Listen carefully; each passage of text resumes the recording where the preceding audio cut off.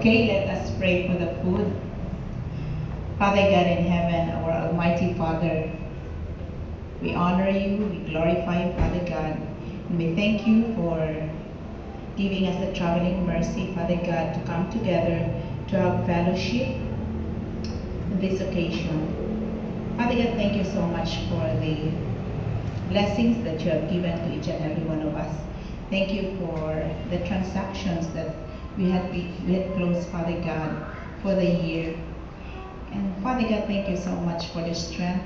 Thank you so much for the wisdom that you have imparted to us so that we will be able to do our part and to close our transactions at the same time, touching lives.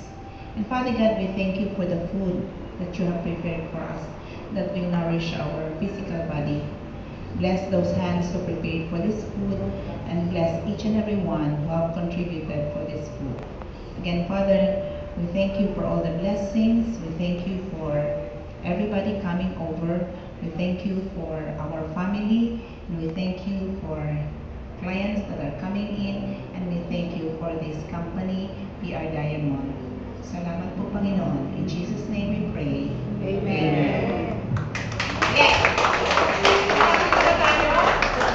Merry Christmas to all.